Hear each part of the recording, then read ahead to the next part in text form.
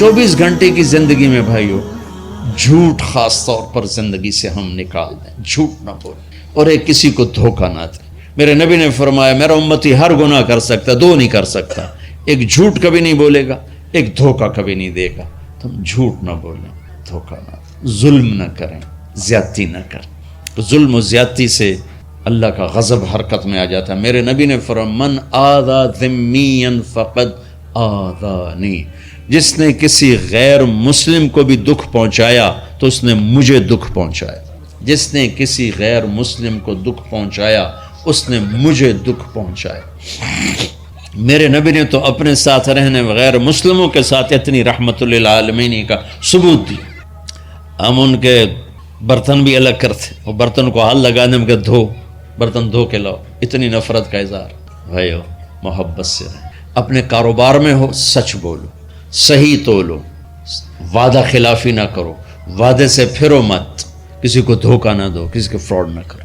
بازار کا دین سچائی ہے، صحیح تولنا ہے اور دھوکہ نہ دینا ہے۔ گھر کا دین ماں باپ زندہ ہیں، ان کے پیر دھو لو، ان کی دعائیں لے لو۔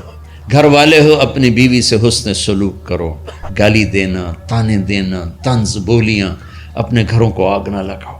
ہمارا جوائنٹ فیملی سسٹم ہے، ماں باپ کو اپنا مقام دو، بیوی کو اپنا مقام دو۔ ہمارا سسرالی معاشرہ ظالم ہے، درد سے کہہ رہا ہوں ظالم ہے، ہمارا سسرالی معاشرہ ظالم ہے، چاہے دیندار کہلاتے ہوں، چاہے دنیا دار کہلاتے ہوں، چاہے پڑھے لکھے کہلاتے ہوں، چاہے ان پڑھ کہلاتے ہوں، ظلم ہے۔ میں کہاں سے اس کی تعویل کروں؟ اگر ماں باپ کی طرف سے زیادتی ہے اپنی بیوی کو بچاؤ، اور کہیں بیویاں ایسی زوردار ہیں کہ وہ گھر کو آگ لگانے پر آئی ہوتی ہیں، اگر بیوی زیادتی کرے تو ماں باپ کو بچاؤ۔ یہ تمہارا کام بیچ میں ایک پل بننا ہے، دونوں رشتوں کو جوڑنا ہے۔ جس طرف بہنوں کی طرف سے زیادتی ہے بیوی کو بچاؤ، بیوی کی طرف سے اپنے دوسرے رشتوں کو بچاؤ۔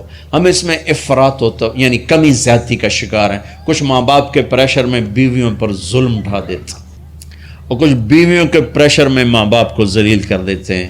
یہ دونوں انسانیت سے دور کی چیزیں ہیں۔ بھائیو اپنے نبی کی زندگی پڑھو اللہ کو۔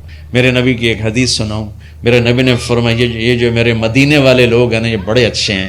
ان کے گھر میں جب کسی کی ڈولی اترے نا تو اسے یوں لگتا ہے جیسے میں اپنے ماں باپ کے گھر ہی آ گئی۔ یہ چند دن پہلے میں نے حدیث پڑھی تو مجھے بڑا مزہ آیا کہ میرا تو مستقل مضمون ہے، بیان کرتا رہتا ہوں۔ آپ نے فرمایا کہ یہ جو میرے انصار ہیں مدینے والے، ان کے گھر میں کسی کی ڈولی آ جائے تو اسے یوں لگتا ہے جیسے اس کو اپنے ماں باپ اور ساس سسروں میں کوئی فرق ہی نہیں نظر آتا کہ یہ ایسے اچھے اخلاق کے لوگ ہیں۔ چلو اگر یہ نہیں ہو سکتا تو کم از کم یہ نفرت تو نہ ہو، لگائی بجھائی، لڑائی جھگڑے، طلاقوں کی شرح بڑھ چکی ہے صرف زبان کی بدتمیزی پر، صرف زبان کی بدتمیزی پر، صرف زبان کی بدتمیزی پر طلاقوں کی شرح بڑھ چکی۔ بھائیو اپنے اخلاق سے اپنے رشتوں کو جیتو۔ ماں باپ کا دل جیتنا ہے، بہن بھائیوں کا دل جیتنا ہے، اپنی بیوی کا دل جیتنا ہے اچھے اخلاق کے ساتھ۔ بیوی کے ذمہ خاوند کا دل جیتے اچھے اخلاق کے ساتھ، ساس سسر کا دل جیتے اچھے اخلاق کے ساتھ، اپنے بہن بھائیوں کا دل جیتے اچھے اخلاق کے ساتھ۔ میرے رب کی قسم تم چپ رہنا سیکھ لو، عزت تمہارے قدموں میں آ کے گرے گی۔ جواب نہ دو، چپ ہو جاؤ، اللہ عزت تمہارے قدموں پہ لا کے کھڑا کر دو، تمہارے قدموں میں آ کے اللہ عزت کو گرائے گا۔ اولاد کو عزت دو، اولاد کو عزت دو، اولاد کو عزت دو، ان کو ٹائم دو، پھر یہ ساری زندگی تمہارے غلام بنیں گے۔ 3 سال کے بچے کو اسکول میں دھکا دے دیا، آیا تو ٹیوشن والے کے پاس بھیج دیا اور خود اپنے مزے کیے، تو یہ اولاد کبھی تمہاری نہیں ہوگی۔ انہیں ٹائم دو اور اولاد کی خواہشات کا خیال کرو، ان پر ایسے ماں باپ ہونے کی ایسی دھونس مت جماؤ۔ آج کل اولاد نافرمان ہے، آدھا قصور ماں باپ کا ہے، آدھا اولاد کا ہے، کہ یہ وہ شفقت اور وہ محبت اور وہ ٹائم نہیں دیتے، اس سے آگے بات خراب ہو جاتی۔ اور ایک بڑا حساس موضوع ہے، رشتے ناتوں میں اولاد کی رعایت کرو، اپنی اولاد کی پسند ناپسند کا خیال کرو، ان پر مسلط مت کرو۔ اولاد سے کہتا ہوں کورٹ کی شادیاں نہ کرو، عشق معشوقی کی شادیاں نہ کرو، یہ 99.9% ناکام ہو جاتی ہیں۔ زندگی اور چیز ہے، عشق معشوقی اور چیز۔ اپنے ماں باپ کی دعائیں برکتیں لے کر شادی کرو۔ لیکن ماں باپ سے کہتا ہوں اگر کہیں بچی کہہ دے میں نے نہیں کرنی یہاں، تو اللہ کے واسطے اس کی رعایت کرو، اس کو گائے بھینس نہ بناؤ کہ جس قلے نال مرضی جا کے بن چھڈو. انسان ہے، جانور نہیں ہے، انسان ہے. زندگی جس نے گزارنی اس کی رعایت کرو، اس کی رعایت کرو. اولاد سے کہتا ہوں ایسے لو میرج اور گرل فرینڈ بوائے فرینڈ ہمارا کلچر نہیں ہے، یہ ہلاکت اور تباہی کا راستہ. میں قربان جاؤں میرے نبی کی صاحبزادی جنت کی عورتوں کی سردار کا رشتہ آسمان پہ طے ہو چکا ہے کہ علی کے ساتھ کیا جائے گا. خبر آ چکی، جبریل آ چکے ہیں کہ یا رسول اللہ فاطمہ علی کے لیے ہے، اور حضرت علی رشتے کا پیغام لے کر آئے ہیں، اور آپ فرما رہے ہیں انشاءاللہ. ہاں نہیں کی کہ انشاءاللہ. ہاں تو ہو چکی ہے انشاءاللہ. ہاں کیوں نہیں کی؟ ہاں ہو چکی. آپ کو سبق سکھانے کے، ہمیں شریعت سکھانے کے. گھر تشریف لے گئے. فاطمہ بیٹی علی کا رشتہ آیا ہے، ہاں کر دو. اللہ اکبر.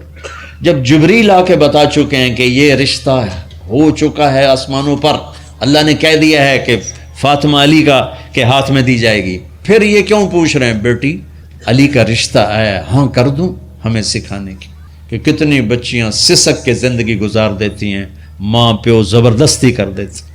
کتنے بچے سسک کے زندگی گزار دیتے ہیں کہ ماں باپ زبردستی کر دیتے. بھائیو اللہ کے واسطے شریعت پڑھو، دین پڑھو، نبی کی زندگی پڑھو. حضرت فاطمہ رضی اللہ تعالیٰ عنہ کا انکار کرنا تھا کیا خیر. آج کل کی شریف بچی بیچاری چپ کر کے کہتی ٹھیک ہے جی میں ماں پیو دی مرضی. تو فاطمہ جیسی ہستی کوئی تصور کر سکتا ہے؟ کہیں گی نہیں. وہاں سے اقرار ہی تھا، لیکن ہمیں پیغام دینا تھا، سکھانا تھا کہ یا رسول اللہ جیسے آپ بس علی جاؤ لوگوں کو بلاؤ. پھر لوگوں کو بلاؤ، پھر آپ نے نکاح پڑھایا. پھر رخصتی ہوئی، بلا کر آپ نے فاطمہ کا ہاتھ پکڑا اور یوں علی کے ہاتھ میں دے کر کہا علی تمہیں نبی کی بیٹی مبارک. آپ نے فرمایا فاطمہ مجھے جو سب سے زیادہ محبوب تھا میں نے تیرا ہاتھ اس کے ہاتھ میں دے دیا. بھائی اللہ کے واسطے اپنی قومی زندگی سے نکلو، رواجی زندگی سے نکلو. پنجاب کی زندگی، پٹھانوں کی زندگی، بلوچوں کی زندگی، سندھیوں کی زندگی، یہ بت ہیں، ان کو توڑ کے نبوت والی زندگی، نبوت والی زندگی، نبوت والی زندگی وہ اختیار کریں گے. ہماری عورتیں بھی سکھی، ہمارے مرد بھی سکھی، ہماری اولاد بھی سکھی. تو سارے بھائی نیت کرتے ہیں نا اس کی انشاءاللہ اللہ تعالیٰ ان کی بخشش فرمائے. تو آپ بھائیو ایک تو یہاں مرکز ہے اسماعیل، وہاں جایا کرو جمعرات کو، آپ کا فائدہ ہوگا. آپ کے پاس مسجد میں جماعت آ جائے ان کے ساتھ بیٹھا کرو، اس سے آپ کو انشاءاللہ فائدہ ہوگا. مہینے میں 3 دن جایا کرو، اس سے آپ کو انشاءاللہ راستہ ملے گا. اور دعا سے پہلے اگر کسی سے لڑے ہوئے ہو، مستورات میں کوئی کسی سے لڑی ہوئی ہے یا آپ کسی سے لڑے ہوئے ہو، تو کہ میں ہاتھ جوڑتا ہوں، مر جانے والی جگہ پہ کیا لڑائیاں، معاف کر دو، معاف کر دو، معاف کر دو، اللہ پہ چھوڑ دو. اپنے نبی کے ایک حدیث سنا کے دعا کرتے ہیں. آپ نے فرمایا مدینے والوں سے، مدینے والوں میرے بعد تمہیں تمہارا حق نہیں ملے گا، کیا کرو گے؟ کہا جی ہم تلوار اٹھائیں گے، حق لیں گے. آپ نے فرمایا اگر میں اس سے اچھی چیز بتاؤں کرو گے؟ کہا جی کیا؟ کہا حق کے لیے لڑائی نہ لڑنا، چھوڑ دینا اور حوض کوثر پہ آ جانا، سارے پورے کروا دوں. اب یہ وعدہ مدینے والوں کے ساتھ نہیں ہے، یہ وعدہ ہر اس امتی کے ساتھ ہے جو جھگڑے سے بچنے کے لیے حق چھوڑ دے. اپنا حق لو، کوشش کرو، لیکن اگر لڑائی کی شکل ہے واپس ہو جاؤ کہ یا رسول اللہ آپ کے حوالے. آپ نے مدینے والوں میں ہمیں بھی شامل کیا ہے. جس کا حق مارا جائے اور لڑے نہیں، چھوڑ دے، صبر کر جائے، میرے انتظار کر آنکھیں بند ہونے کا کہ میرا نبی تیرا وکیل ہوگا اور اللہ جج ہوگا. ان ویکھیا فیصلہ کہندا ہوندا ہے. پھر تم اپنے حبیب کو اپنا وکیل بنا. اب معاف کر دو، عورتیں بھی معاف کر دیں، آپ بھی معاف کر دیں، گلے لگو، امت بنو، محبت سے رہو. کیا 4 دن کی زندگی میں نفرتوں کی آگ بھڑکانا، محبت کے پھول بکھیر کے چلے جاؤ. کیا ظلمتیں پھیلانا، اپنے حصے کی شمع جلا کے چلے جاؤ.